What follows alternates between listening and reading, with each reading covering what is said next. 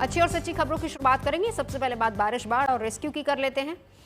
देश में दक्षिण पश्चिम मानसून आए हुए 5 दिन हो चुके हैं और इन 5 दिनों में मानसून 14 राज्यों में दस्तक दे चुका है, जिनमें महाराष्ट्र भी शामिल है, जहां कई जिलों में जोरदार बारिश के बाद बाढ़ जैसे हालात बन गए हैं और इन हालात में जगह जगह सैलाब की मार झेल रहे लोगों को बचाने का अभियान चलाना पड़ा है, जिसमें सेना और पुलिस समेत दूसरी सरकारी एजेंसियां भी शामिल हैं।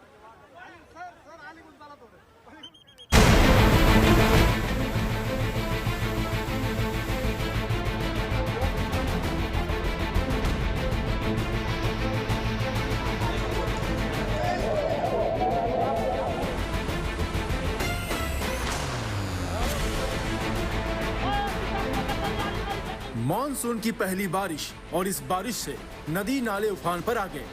सड़कें किसी नहर की तरह नजर आने लगी और लोग इस सैलाब संकट से जूझते हुए दिखाई दिए।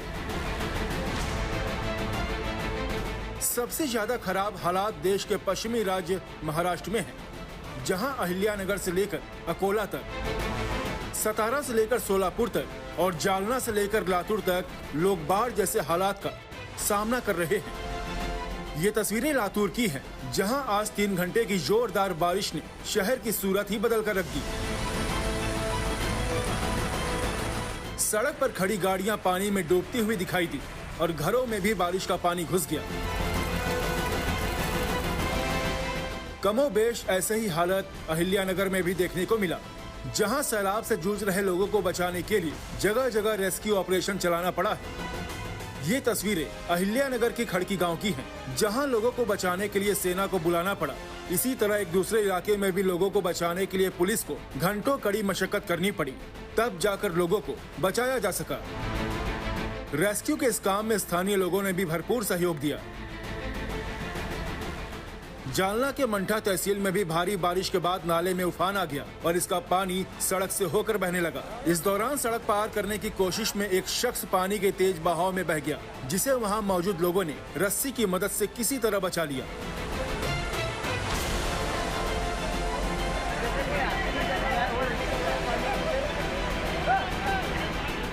राहत और बचाव का ऐसा ही अभियान अकोला में भी चला, जहां जोरदार बारिश के साथ तेज हवाएं चली, जिसमें शहर के कई जगह पेड़ उखड़कर गिर गए। इस दौरान एक कार पेड़ की चपेट में आ गई। गनीमत रही कि उसी समय वहां से अकोला पश्चिम से विधायक साजिद खान गुजर रहे थे, जिन्होंने फौरन कार में फंसे सभी लोगों को सकुशल बचा लिया। घटना मेरे साथ भी नहीं, मेरे सामने एक फैमिली थी, वो कार से जा रही थी, उनके ऊपर झाड़ गिरा। हम लोग उनको निकाल रहे थे तो लोगों को ऐसा लगा कि भाई हम लोग गाड़ी में फंसे हुए थे। वहाँ 2 महिला थी, बच्चे थे, ड्राइवर थे, उनको बाहर निकाला गया, उनको सुरक्षित किया गया। उसी तुरंत ही मैंने अकोला महानगर पालिका कमिश्नर को फ़ोन लगाकर फायर से एक कटर मशीन बुलाई, वो झाड़ काटा गया और वो झाड़ निकल भी गया और वो लोग भी सुरक्षित है। चिंता की कोई बात नहीं। उधर सोलापुर में भी भारी बारिश के चलते सड़कें और अंडरपास पानी से भर गए। शहर के अकोला गार्डन के पास मौजूद रेलवे अंडरपास से निकलने की कोशिश में लोगों से भरी एक बस पानी में फंस गई। घटना के वक्त बस में 27 यात्री सवार थे। इसकी सूचना मिलते ही पुलिस फौरन मौके पर पहुंची और सभी यात्रियों को बचा लिया गया। देश के दक्षिणी और पश्चिमी राज्यों में मानसून पूरी तरह से एक्टिव है। मौसम विभाग का अनुमान है कि अभी आने वाले दिनों में मानसून का यही मिजाज देखने को मिलेगा। ऐसे में लोगों से नदी नालों और झरनों से दूर रहने की अपील की गई है। लातूर से अनिकेत जाधव, अहिल्यानगर से रोहित प्रहलाद वाल्के, जालना से गौरव साली, अकोला से धनंजय साबले और सोलापुर से विजय कुमार के साथ bureau report, good news today.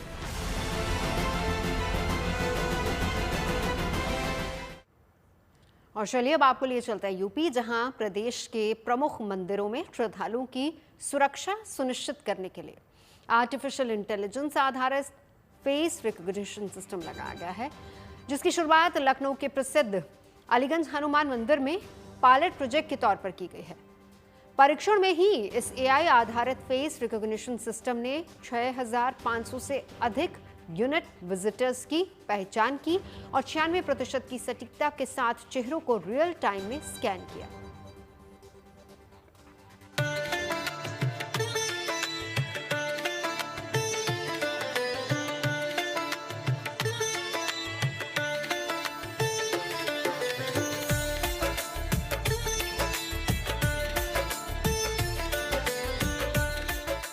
Aliganj का प्राचीन हनुमान मंदिर जहां रोजाना बड़ी संख्या में श्रद्धालु दर्शन और पूजन के लिए पहुंचते हैं।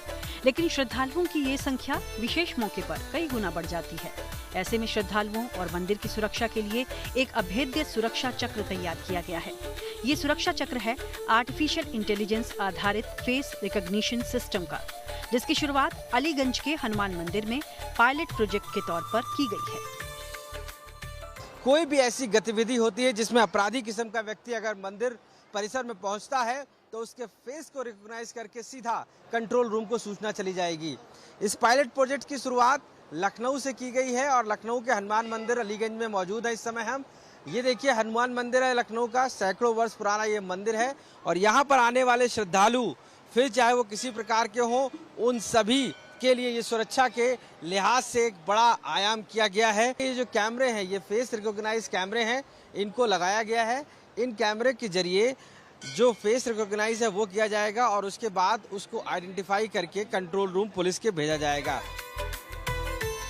दरअसल धार्मिक पर्यटन में लगातार हो रही बढ़ोतरी को देखते हुए राज्य के प्रमुख मंदिरों में श्रद्धालुओं की सुरक्षा सुनिश्चित करने के लिए प्रदेश सरकार ने बड़ा फैसला किया है, जिसके तहत प्रमुख मंदिरों में artificial intelligence based face recognition system लगाया जाएगा, ताकि तकनीक का इस्तेमाल कर श्रद्धालुओं की सुरक्षा सुनिश्चित की जा सके।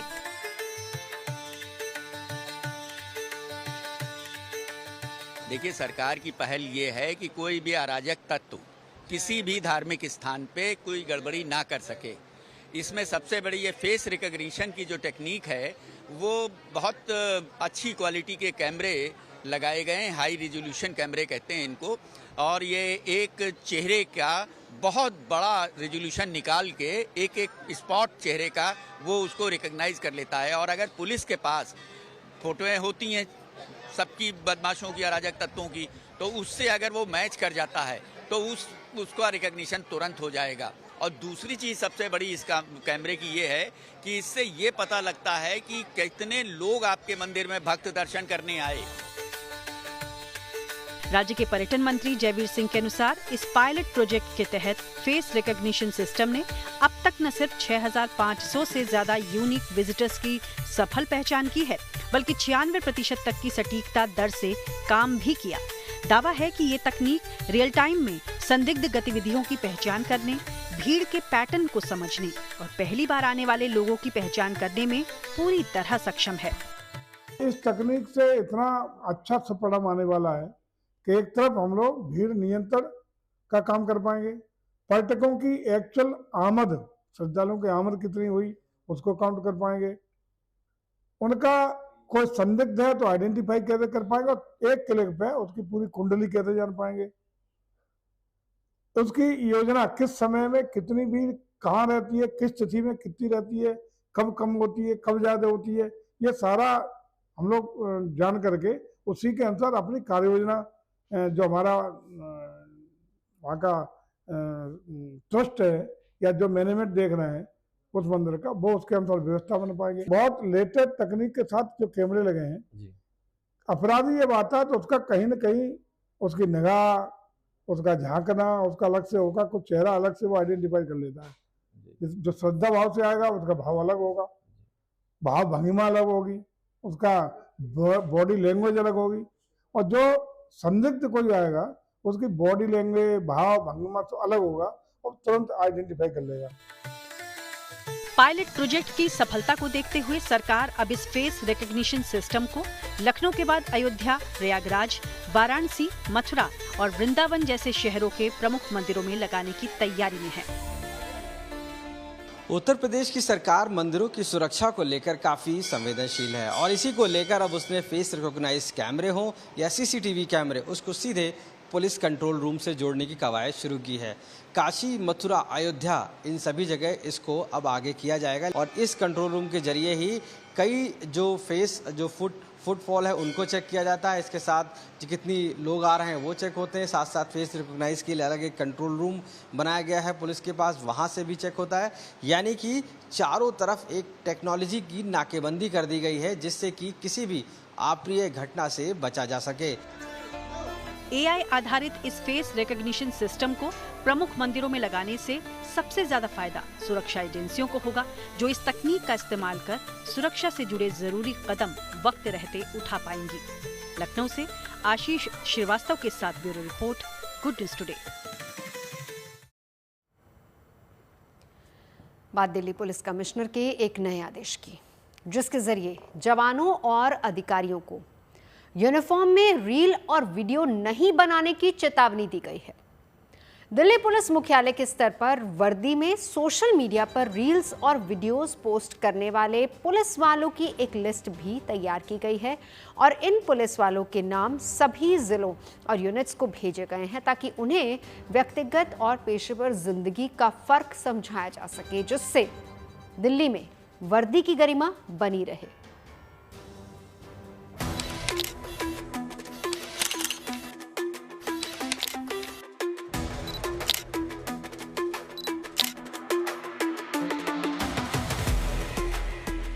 सोशल मीडिया के इस दौर में रील्स और वीडियो बनाना एक बड़ा शौक है और ये शौक सभी को है, चाहे वो छात्र हो या दिल्ली पुलिस के जवान या फिर अधिकारी।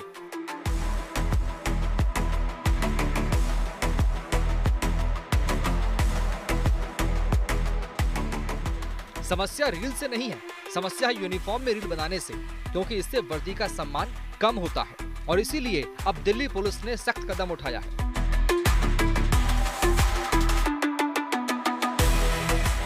दिल्ली में पुलिस यूनिफॉर्म में रील या वीडियो बनाना जवानों या अधिकारियों के लिए मुसीबत बन सकता है। 90 सेकंड की रील उनके 30 साल की सेवा पर भारी पड़ सकती है। यूनिफॉर्म में रील्स और वीडियो बनाने वाले पुलिस वालों को उनकी नाराजगी और विभागीय कार्रवाई का सामना करना पड़ सकता है। दिल्ली पुलिस के अब किसी भी जवान या अफसर के लिए कोई रील या वीडियो बनाना आसान नहीं होगा।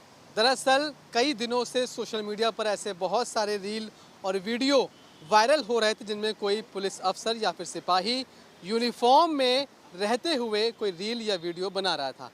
अब दिल्ली पुलिस कमिश्नर संजय अरोड़ा ने एक मेमो जारी किया है। 24 मई को ये मेमो जारी किया गया है, जिसमें साफ कहा गया है कि किसी भी अफसर या सिपाही को यूनिफॉर्म में रहते हुए कोई रील या वीडियो बनाने की परमिशन नहीं होगी। रील्स पर पुलिस कमिश्नर के सख्त फरमान से यूनिफॉर्म में रील्स और वीडियो बनाने वाले पुलिस वालों में खलबली है। दिल्ली पुलिस के मुखिया का साफ मानना है कि वर्दी रील्स या वीडियो बनाने के लिए नहीं, बल्कि सिर्फ ड्यूटी निभाने के लिए मिली है। उन्होंने कहा कि अफसरों और सिपाहियों को अपनी पर्सनल लाइफ और प्रोफेशनल लाइफ में अंतर पैदा करना होगा। उन्हें समझना होगा कि आपकी यूनिफॉर्म में रहते हुए आप यूं ही कोई भी रील या वीडियो नहीं बना सकते। आपको बता दें कि इस आदेश के बाद इस मेमो को सभी दिल्ली के थानों को भेज दिया गया है और सभी से ये कहा गया है कि अगर आप यूनिफॉर्म में रहकर कोई रील या वीडियो बनाते हैं तो ये आपकी यूनिफॉर्म की इंसल्ट मानी जाएगी और इसके बाद आपके खिलाफ कार्रवाई भी कर सकते हैं। 24 अगस्त 2023 को जारी किए गए स्टैंडिंग आदेश और दिल्ली पुलिस की सोशल मीडिया पॉलिसी के तहत वर्दी में वीडियो बनाकर उसे सोशल मीडिया पर शेयर करने की मनाही है। इसके बाद भी कई पुलिसकर्मी इस नियम की अनदेखी कर रहे हैं। रील बनाने के चक्कर में अपनी ड्यूटी से भी समझौता कर ले रहे हैं। हाल के दिनों में सोशल मीडिया पर ऐसे कई वीडियो छाए हैं जिनमें दिल्ली पुलिस के कांस्टेबल से लेकर पुलिस इंस्पेक्टर रैंक के अधिकारी भी फिल्टर, टेक्स्ट और इफेक्ट के साथ अलग अलग मुद्दों पर वीडियो बनाते दिखे हैं। आप जब भी कोई भी सोशल मीडिया प्लेटफॉर्म देखते हैं तो उसमें आपको बहुत सारे पुलिस के सिपाही, सिर्फ दिल्ली के ही नहीं बल्कि कई दूसरे राज्यों के भी सिपाही या फिर अफसर रील या वीडियो में आपको दिख जाते हैं। ऐसी रील्स या वीडियो को पसंद भी बहुत किया जाता है। कई पुलिस अफसर होते हैं, सिपाही होते हैं जिनकी अपनी कुछ हॉबीज़ भी होती हैं, चाहे वो डांस की हो, चाहे वो गाने की हो या फिर कुछ और चीज़ों की हो। अक्सर हॉबीज़ के जो वीडियोज़ होते हैं वो लोग वर्दी में रहते हुए बना लेते हैं और उन्हें पोस्ट कर देते हैं। कई बार डिपार्टमेंट उसे हल्के मूड में लेता भी है, लेकिन इस बार दिल्ली पुलिस की तरफ से, दिल्ली पुलिस कमिश्नर की तरफ से साफ कर दिया गया है कि अब ऐसी चीज़ों को हल्के में नहीं लिया जाएगा। अगर आपको ऐसी कोई भी रील वीडियो बनाना है तो कम से कम आपको अपनी यूनिफॉर्म अलग करनी होगी। आप पर्सनल ड्रेस में रहकर ये सब काम कर सकते हैं। दरअसल दिल्ली पुलिस कमिश्नर संजय अरोड़ा का साफ मानना है कि पुलिस वालों के इस आचरण की वजह से वर्दी की गरिमा का उल्लंघन होता है। यही वजह है कि उन्होंने वर्दी में रील बनाने वाले पुलिसकर्मियों पर नकेल कसने का भी आदेश जारी किया है। इसके तहत दिल्ली पुलिस की ओर से ऐसे पुलिसकर्मियों की सूची तैयार कर ली गई है जिन्होंने हाल ही में वर्दी पहनकर रील बनाई और सोशल मीडिया प्लेटफॉर्म जैसे फेसबुक, व्हाट्सएप, इंस्टाग्राम या एक्स पर पोस्ट किया है। इस खबर के बाद दिल्ली में तमाम पुलिसकर्मियों ने अपने सोशल मीडिया अकाउंट से वर्दी वाली रील डिलीट कर दी है ताकि वो विभागीय कार्रवाई से बच सकें। दिल्ली से मनीष चौरसिया के साथ bureau report, good news today.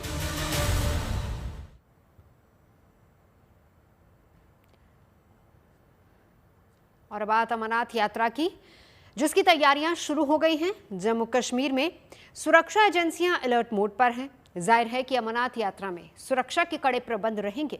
BSF तो सुरक्षा को लेकर तैयार रहती ही है, लेकिन अब अमरनाथ यात्रा पर उसकी खास नजर बनी रहेगी। ऐसे में नेशनल कॉन्फ्रेंस अध्यक्ष फारूक अब्दुल्ला तो अमरनाथ यात्रा को लेकर विशेष आमंत्रण भी दे रहे हैं।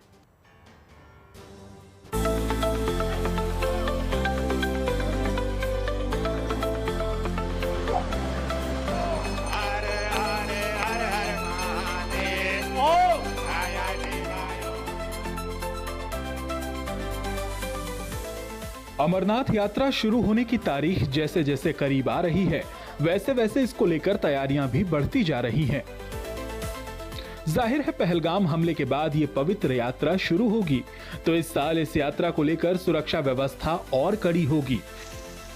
यानी इस साल की अमरनाथ यात्रा हाई सिक्योरिटी में होगी। पहलगाम में हुए आतंकी हमले के बाद सुरक्षा एजेंसियां अलर्ट पर हैं। इन सब के बीच सुरक्षा एजेंसियों ने अमरनाथ यात्रा को लेकर अपनी तैयारियां शुरू कर दी हैं, ताकि अमरनाथ गुफा के दर्शन करने के लिए पहुंचने वाले श्रद्धालुओं को किसी तरह की परेशानी का सामना नहीं करना पड़े, खासकर सुरक्षा को लेकर। अमरनाथ यात्रा एक हमारे लिए महत्वपूर्ण इवेंट है, जिसमें हम चाहेंगे कि भारत के नागरिक बढ़ चढ़ के हिस्सा लें। तो हम सीमा की निगरानी को बरकरार रखे हुए हैं और किसी भी प्रकार के घुसपैठ की मंशा से अगर कोई भी कोशिश करेगा तो उसको मुंह तोड़ जवाब बीएसएफ की तरफ से दिया जाएगा। अमरनाथ यात्रा को लेकर सुरक्षा एजेंसियां कमर कस रही हैं और उनकी तरफ से ये भरोसा भी दिलाने की पूरी कोशिश की जा रही है कि श्रद्धालु इसमें बिना डर के शामिल हों। अमरनाथ यात्रा के दौरान बड़ी संख्या में देश विदेश से श्रद्धालु पवित्र गुफा के दर्शन करने पहुंचते हैं और बाबा बर्फानी के दर्शन कर धन्य होते हैं। इससे जम्मू कश्मीर के पर्यटन उद्योग को भी फायदा होता है। पहलगाम हमले के बाद यहां पर पर्यटन ठप सा हो गया है, जिसे अमरनाथ यात्रा से बढ़ावा मिल सकता है। यही वजह है कि फारूक अब्दुल्ला भी लोगों से इस यात्रा में बढ़ चढ़कर शामिल होने की अपील कर रहे हैं। वापस आइए, हम आपका इंतजार कर रहे हैं। हम ही नहीं बल्कि यहाँ पे भोलानाथ है, अमरनाथ जी की यात्रा होने वाली है। ज्यादा से ज्यादा आइए, हर तरफ से आइए, कि अपने घर जब जाएंगे आप उनको बताएंगे कि उसने कितनी खूबसूरती दी है और किस तरह लोग यहाँ उनका इंतजार कर रहे हैं। हर साल सावन महीने में अमरनाथ यात्रा की शुरुआत होती है और सावन पूर्णिमा तिथि पर इसका समापन होता है। इस बार अमरनाथ यात्रा 3 जुलाई से शुरू होने जा रही है, जो 9 अगस्त तक चलेगी। 62 दिनों तक चलने वाली इस यात्रा के लिए 14 अप्रैल से ऑफलाइन और ऑनलाइन रजिस्ट्रेशन शुरू हैं। जम्मू से सुनील जी भट्ट के साथ bureau report, good news today. Hyderabad में चल रहा मिस वर्ल्ड कंपटीशन अपने आखिरी दौर में है। जल्द ही दुनिया को इस साल की विश्व सुंदरी मिलने वाली है। बता दें कि मिस वर्ल्ड के लिए विश्व की 120 सुंदरियों के बीच मुकाबला हुआ, जिसमें 40 ने सेमीफाइनल में जगह बनाई। भारत के लिए गुड न्यूज यह है कि इस रेस में भारत की बेटी महज एक कदम दूर है। नंदिनी ने टॉप 40 में पहुंचकर सेमीफाइनल में जगह पक्की कर ली। हैदराबाद में यह मुकाबला 10 मई से चल रहा है, जिसका नतीजा 31 मई को आएगा, जिसमें लगातार अलग अलग प्रतियोगिताएं हो रही हैं।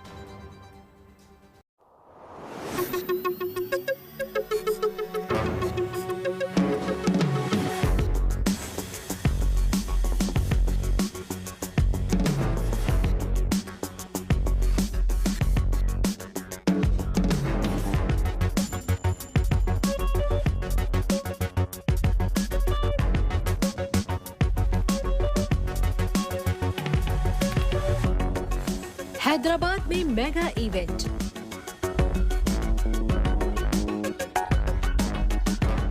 दुनिया की सर्वश्रेष्ठ सुंदरी को चुनने में जुटा है हैदराबाद।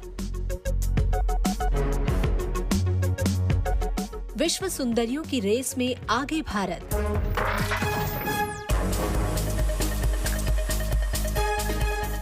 कोटा के छोटे से गांव भांडाहेड़ा की बेटी नंदिनी गुप्ता 72वीं मिस वर्ल्ड चैंपियनशिप के ताज के लिए भारत का प्रतिनिधित्व कर रही हैं।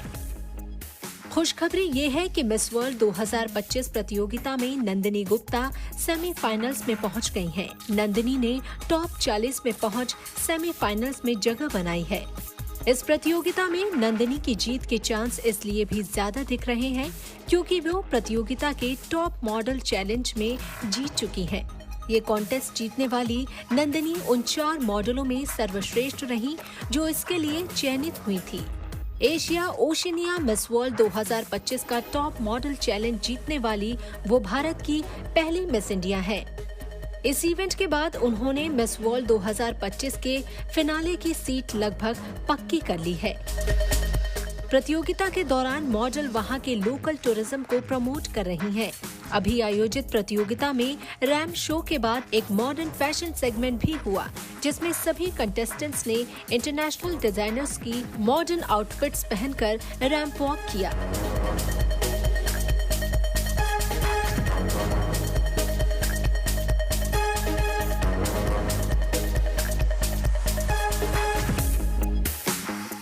इस बार खास ये है कि भारत में होने वाले फिनाले में सभी कंटेस्टेंट्स तेलंगाना की पारंपरिक बुनाई वाले परिधान पहनने वाली हैं, जिन्हें 723 खास कारीगरों ने मिलकर तैयार किया है।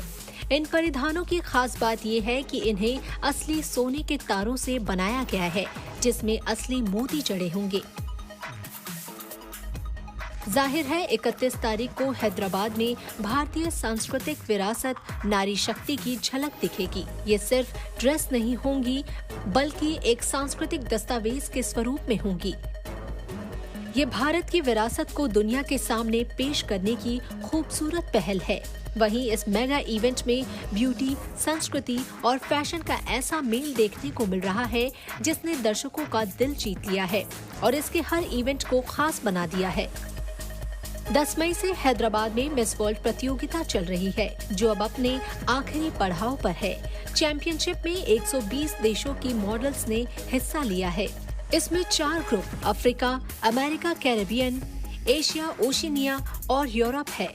हर ग्रुप में 30-30 मॉडल हैं। टॉप मॉडल चैलेंज में प्रत्येक ग्रुप की मॉडल यहाँ पहुँची थी। वैसे प्रतियोगिता में कई इवेंट हो चुके हैं। नंदिनी की खास बात ये रही है कि वो हर राउंड में अपने ग्रुप एशिया ओशिनिया में टॉप रही। अब 31 मई को होने वाले फाइनल में पूरी दुनिया की नजर है और नंदिनी की जीत के लिए देश भर में प्रार्थना हो रही है। कोटा से चेतन गुर्जर के साथ bureau report, good news today. खबरें सच्ची होनी चाहिए, अच्छी खुद ब खुद लगती हैं। Navjot Randhawa signing off. आप सुनते रहिए गुड न्यूज, देखते रहिए गुड न्यूज टुडे।